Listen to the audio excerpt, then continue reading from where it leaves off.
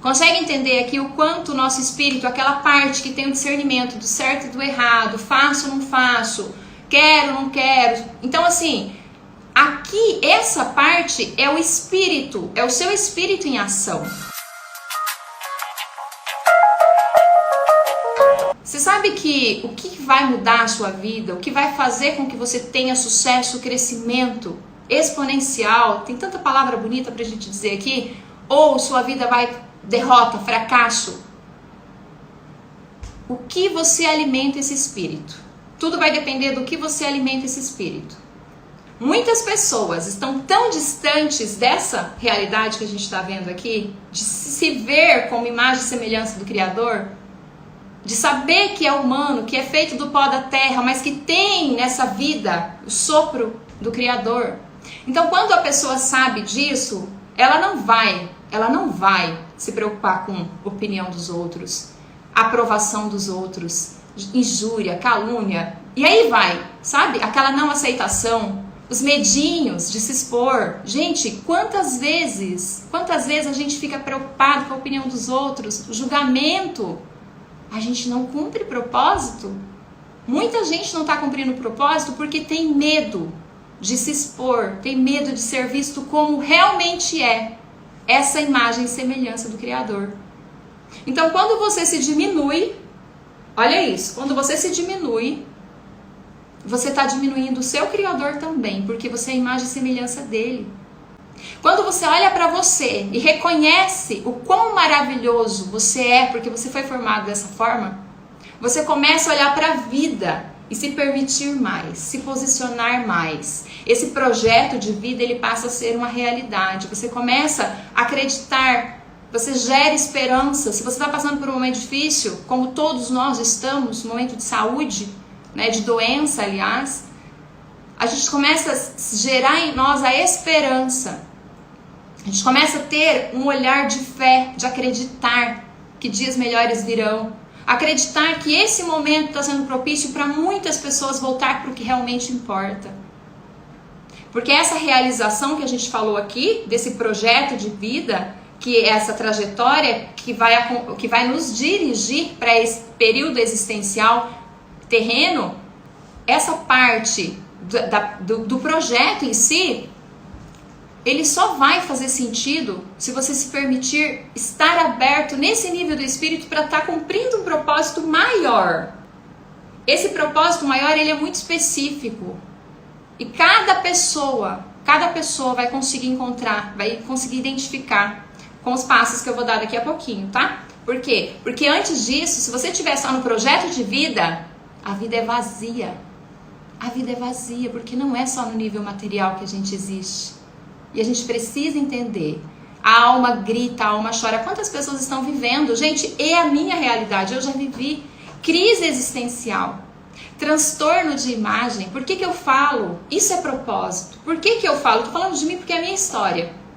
Quando a gente passa por dores que ninguém consegue entender, só você.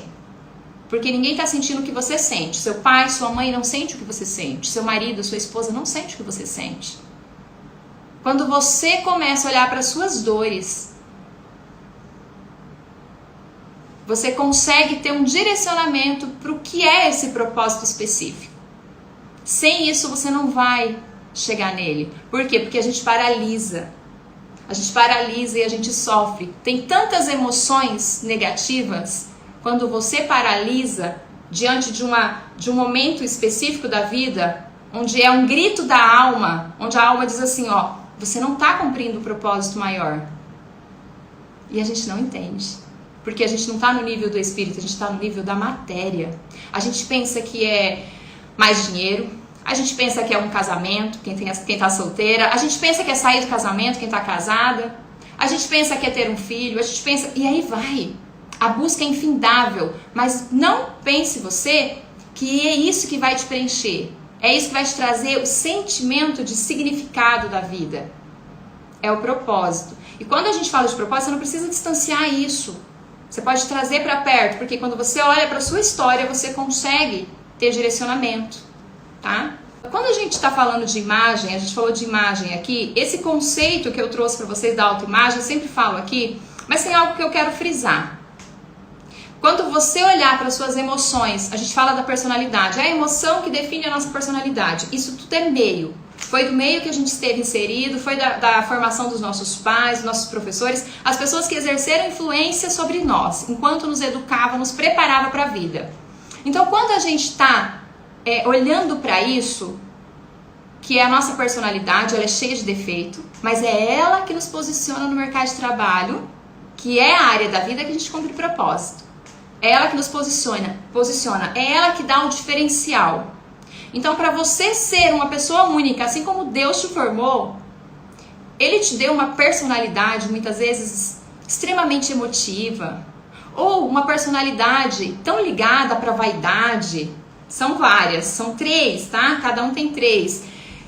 Por quê? Porque nós somos únicos. Pessoas únicas. Em meio a 7,7 bilhões de pessoas no mundo, você consegue ser uma pessoa única. Porque Deus te criou assim. Mas Ele não te criou assim à toa. Porque muitas vezes a gente não quer a vida que a gente leva. Fala, nossa, mas a minha personalidade é difícil demais. Aí você olha para uma amiga, olha para alguém que é referência para você. E você fala assim, eu queria ser igual a fulano. Olha que vida que ela tem. Entende que aqui a gente não está aceitando a gente como a gente é. Se Deus te criou assim, se Ele te formou assim, é porque o propósito para a sua vida é diferente da fulana. Você faz parte de uma engrenagem maior nesse mundo, nesse universo. É mais ou menos assim. Você já parou para pensar? Vamos uma analogia. Você já parou para pensar se o avião tem uma função. Tudo que Deus cria tem um objetivo, tem uma finalidade. Inclusive você. Você já parou para pensar se o avião dissesse assim, ó, a asa dissesse assim, motor. Eu queria ser o motor. O motor tem mais função, né? O motor é o coração do avião. O avião ia voar sem asa? Assim somos nós. Quando a gente não aceita quem a gente gente está limitando essa engrenagem maior de funcionar. A gente está limitando o projeto de Deus na Terra. Porque Deus é espírito como você tem. Ele soprou na sua narina para que você viesse para cá cumprir um propósito amando dele.